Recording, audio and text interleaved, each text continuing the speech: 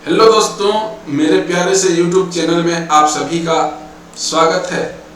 आज हम NEET previous year questions और कॉन्सेप्ट में हमने एक नया चैप्टर लाया है और चैप्टर का नाम है बायोमोलिक्यूल्स।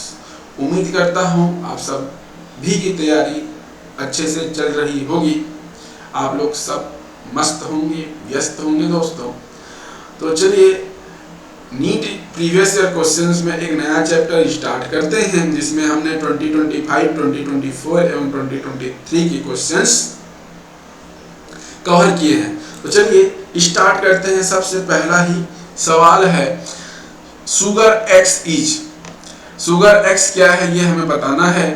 फाउंड इन हनी, जो शुगर है वह किस में प्राप्त होता है, हमें हनी में पाया जाता है, कीटो शुगर होता है और exist in alpha and beta anomeric forms and ये एक लीवोरोटेटरी होता है। क्या होता है हमारा? लीवोरोटेटरी होता है। मतलब ये जो शुगर का जो प्रॉपर्टीज है, ये 4 प्रॉपर्टीज यहाँ पर हमें बताया गया है। इन प्रॉपर्टीज को हमको क्या करना है? एनालिसिस करना है, पढ़ना है और इन चारों ऑप्शंस में कौन सा ऑप्शंस होगा ये हमें बताना है दोस्तों। तो देखो, हनी में मिलता है, कीटो शुगर है, alpha and beta anomeric form में पाया जाता है और लीवोरोटेटरी होता है। तो कौन सा होगा ऑप्शन होगा दोस्तों? माल्टोज होगा, सुक्रोज होगा, डी ग्लूकोज होगा या डी फ्रक्टोज होगा, ये हमें बताना है। कीटो ग्रुप पाया जाता है, कीटोन प्रॉपर्टी, एक में एल्डिहाइड पाया जाता है, दूसरे में क्या पाया जाता है? कीटोन पाया जाता है। माल्टोज और सुक्रोज तो होगा नहीं और ग्लूकोज भी नहीं होगा, तो हमारा आंसर क्या हो जाएगा? Option number D.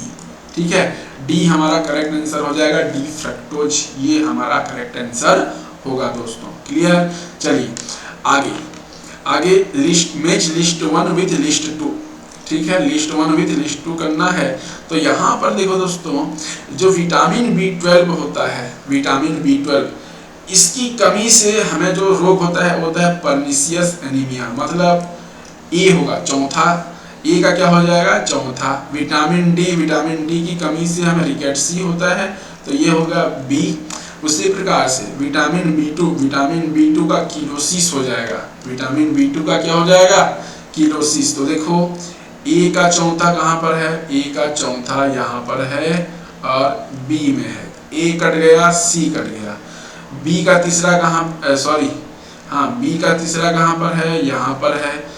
फिर सी का पहला कहाँ पर है? सी का पहला कहाँ पर है? यहाँ पर है। तो ऑप्शन नंबर डी हो जाएगा। इसका भी ऑप्शन नंबर डी हो जाएगा दोस्तों। क्लियर है? आई होप आपको समझ में आया होगा। आगे देखिए, स्टेटमेंट बेस्ड क्वेश्चन है, कौन सा ट्रू है और कौन सा फॉल्स है ये हमें बताना है। तो glycogen is similar to amylose in its structure. क्या एमाइलोज के स्ट्रक्चर से सिमिलरिटीज रखता है ग्लाइकोजन? जी नहीं। ये जो स्टेटमेंट 1 है ये हमारा क्या है? इनकरेक्ट है दोस्तों। फिर देखो, glycogen is found in yeast and fungi. जी हाँ, ये पाया जाता है।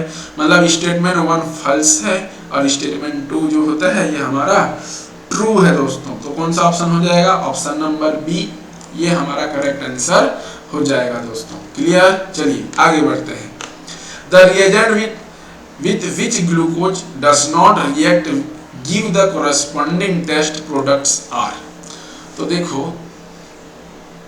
यहाँ पे ग्लूकोज जो है किसके साथ रिएक्ट नहीं करता, ये हमारा क्वेश्चन है दोस्तों। Choose the correct options from the given below. इनमें से कौन सा जो रिएजेंट यहाँ पर दिया गया है किससे रिएक्ट नहीं करता? देखो, टोलेंस रिएजेंट से रिएक्ट करता है, HCN से रिएक्ट करता है और ये NH2OH से भी रिएक्ट करता है। सीप रिएजेंट जो होता है इससे भी रिएक्ट नहीं करता दोस्तों। सीप रिएजेंट इससे रिएक्ट नहीं करता।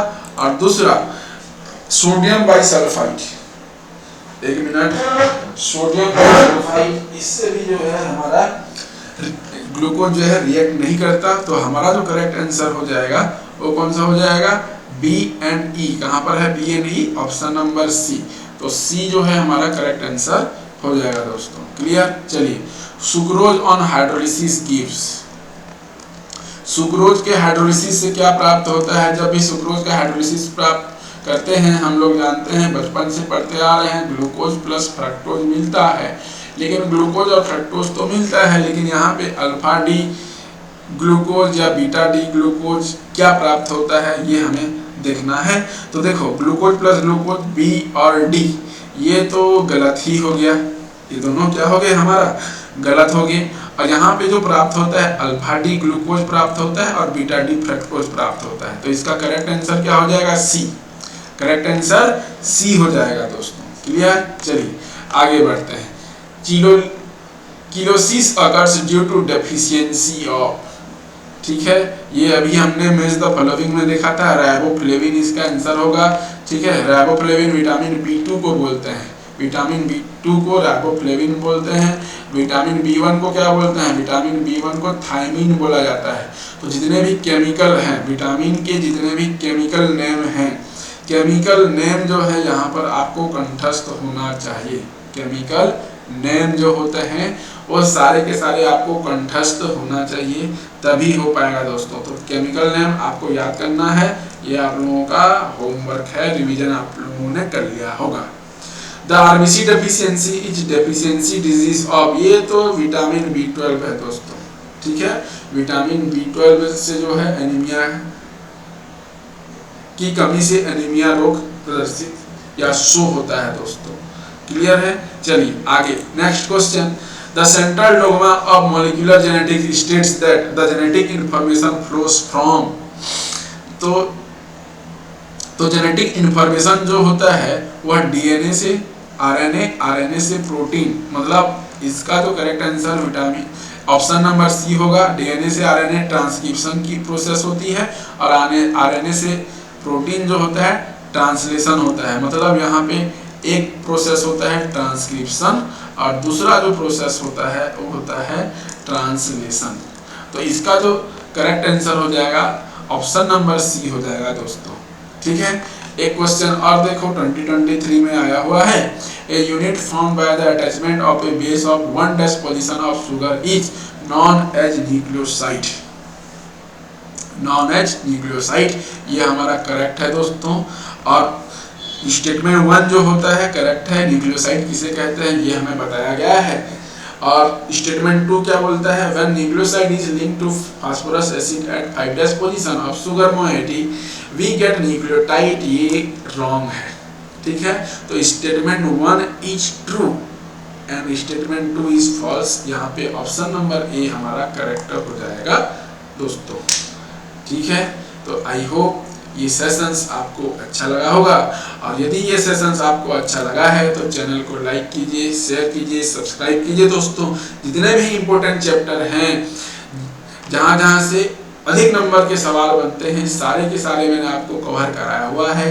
जैसे मैं बोलूँ केमिकल बॉन्डिंग, जितने भी ऑर्गेनिक है, aldehyde, ketone and carboxylic acids, amines हो गया, अल्कोहल, फिनॉल एंड ईथर हो गया, ठीक है, कैनेटिक्स हो गया, ये सारे मैंने आपको कवर कराया है।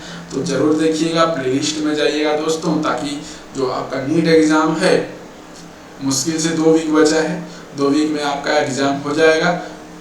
ठीक है, तो उम्मीद करता हूँ सेशन जो है आपको पसंद आया होगा। तो लाइक कीजिए, शेयर कीजिए, सब्सक्राइब कीजिए दोस्तों। तो thank you all of you.